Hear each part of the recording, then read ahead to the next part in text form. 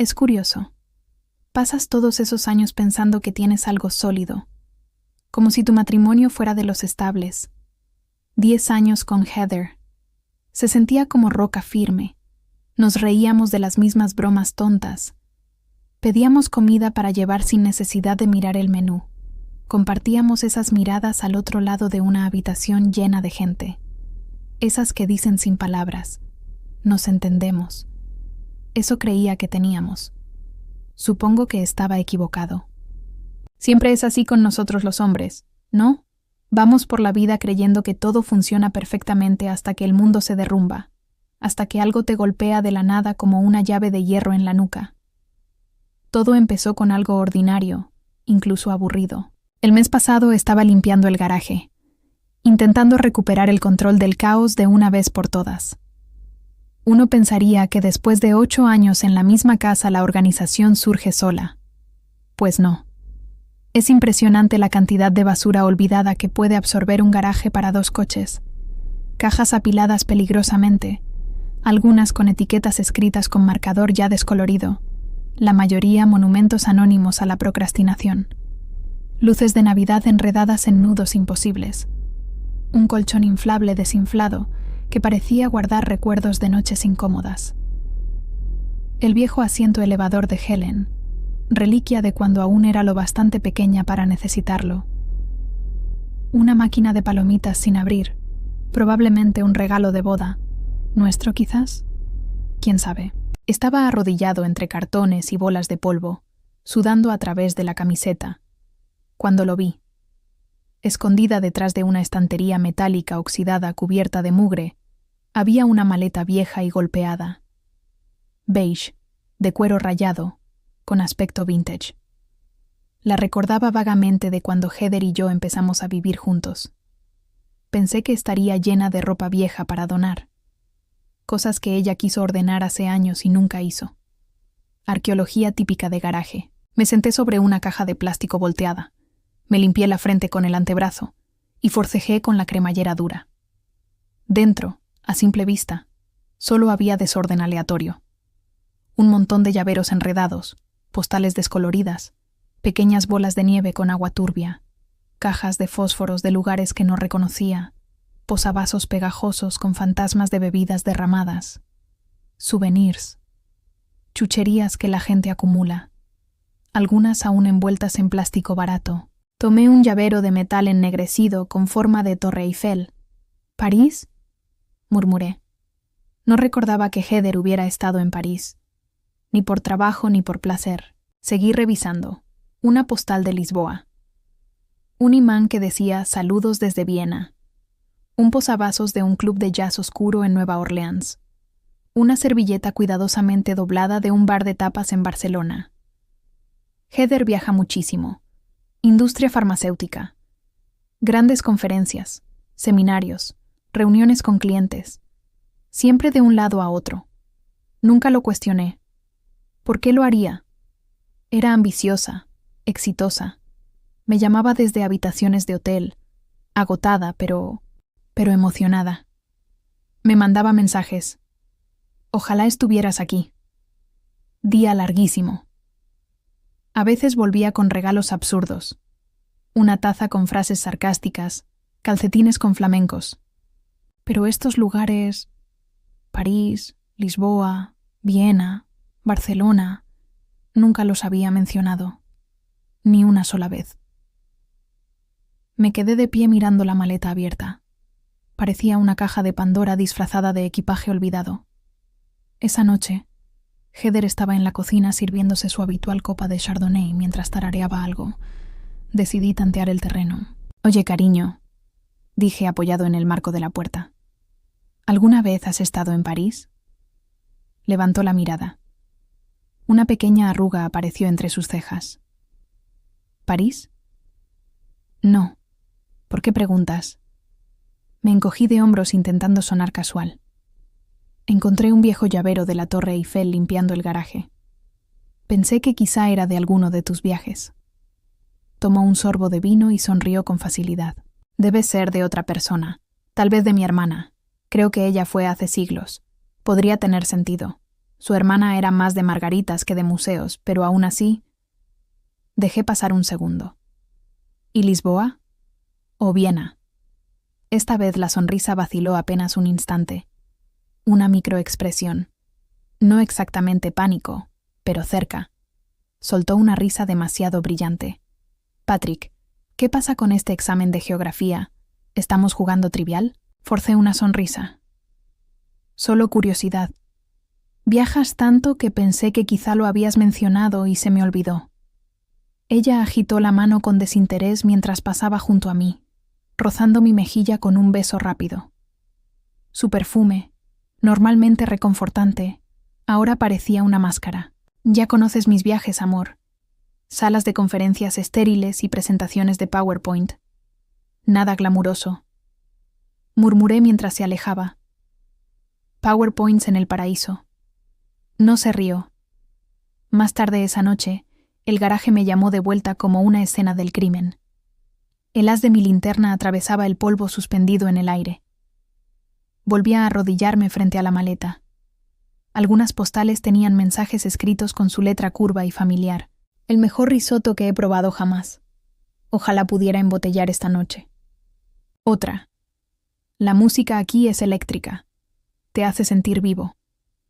Mensajes vagos, pero íntimos. Inquietantes. No eran solo los lugares. Era la emoción detrás de las palabras. Una felicidad privada de la que yo no formaba parte. Ahí fue cuando el miedo empezó a enrollarse de verdad en mi estómago. Cerca de la maleta, medio enterrada bajo revistas viejas de jardinería, había otra cosa.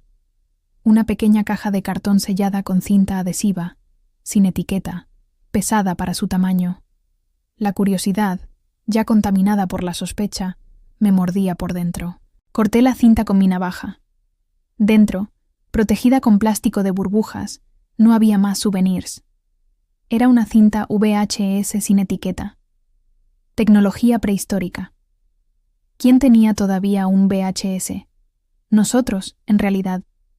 Un viejo reproductor combinado olvidado en el armario del cuarto de invitados, conservado por nostalgia y por las películas de Disney de la infancia de Helen. Una sensación desagradable me recorrió la piel. ¿Por qué esconder esto?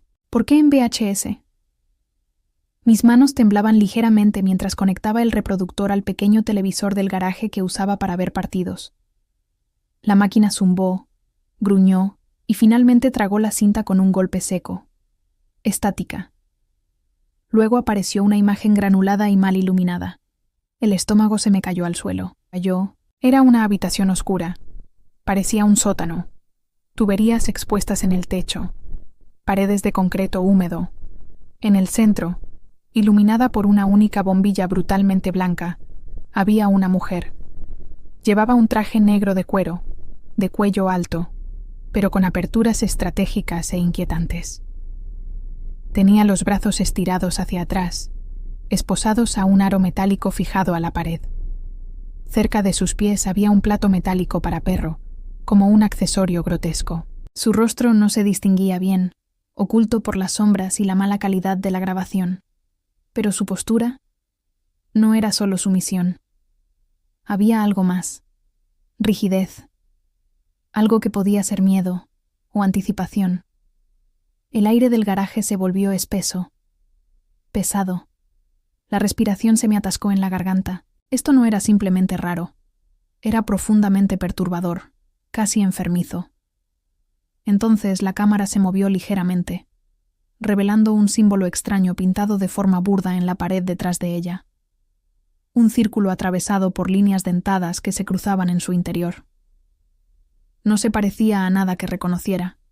Tenía un aire ritualista, casi sectario.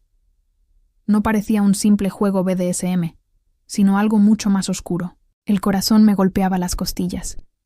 Sentí un sudor helado correrme por el cuello. Entonces, desde el borde de la imagen, una figura emergió de las sombras. Un hombre vestido de negro, con el rostro oculto. Se acercó a la mujer lentamente, deliberadamente.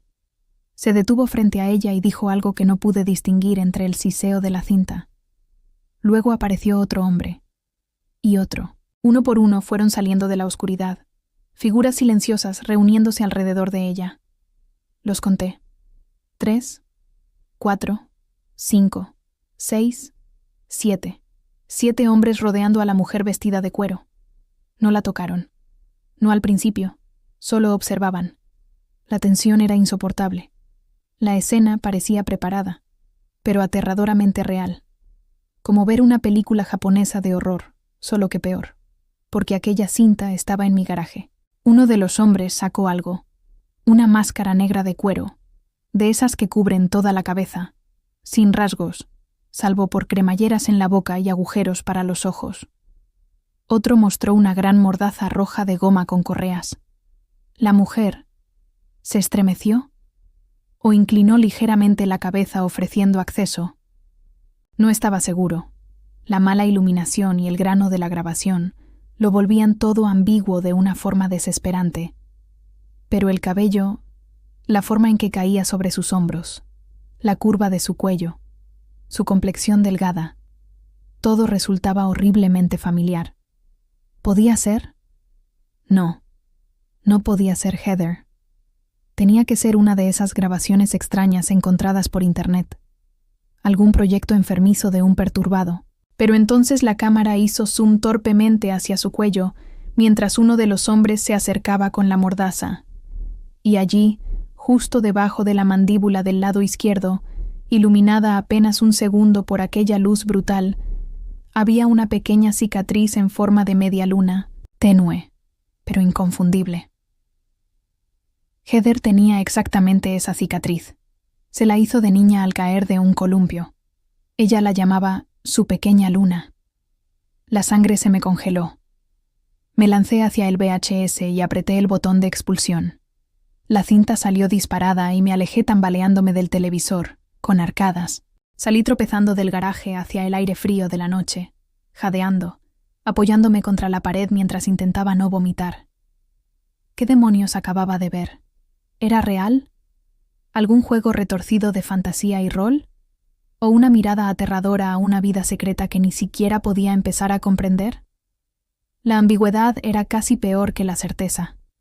La posibilidad de que la mujer de la cinta, rodeada por aquellos hombres silenciosos, fuera mi esposa. Era un horror imposible de imaginar. Ojalá pudiera decirte que enfrenté a Heather esa misma noche, que le lancé la cinta a la cara y exigí respuestas, que fui el tipo de hombre capaz de mirar al abismo directamente. Pero no lo hice. Estaba aterrorizado por lo que significaba aquella cinta, aterrorizado por lo que más podría descubrir. Así que hice lo que hace la gente asustada y desesperada. Seguí investigando. Necesitaba pruebas. Algo concreto que detuviera el caos girando en mi cabeza. Esa noche, mientras Heather dormía a mi lado, respirando suave y tranquilamente, la imagen perfecta de la inocencia, tomé mi teléfono. Compartíamos contraseñas desde hacía años, un gesto de confianza que ahora parecía una broma cruel. Unos cuantos toques, y entré en su correo electrónico. Primero vi lo profesional, correspondencia laboral, confirmaciones de viajes, boletines farmacéuticos. Luego busqué un nombre, Tyler. Los primeros correos parecían inocentes. Conversaciones de la industria, artículos compartidos, comentarios sarcásticos sobre conferencistas. Era un compañero de trabajo. Recordaba vagamente que Heather había mencionado ese nombre alguna vez. Pero el tono cambió poco a poco. No olvides el vino esta vez. ¿Sigues soñando con aquel risotto? Te veías increíble. Y luego el mensaje que me quitó el aliento. Esa tanga azul. Todavía no puedo sacármela de la cabeza. Mi dedo quedó congelado sobre la pantalla. Visión de túnel.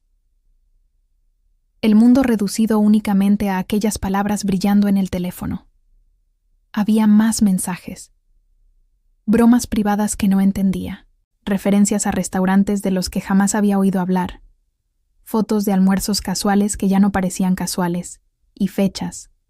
Fechas exactas alineadas con sus supuestas conferencias. No puedo esperar a verte el próximo mes. El mismo hotel. Esos 3 días pasaron volando. No esperemos tanto esta vez.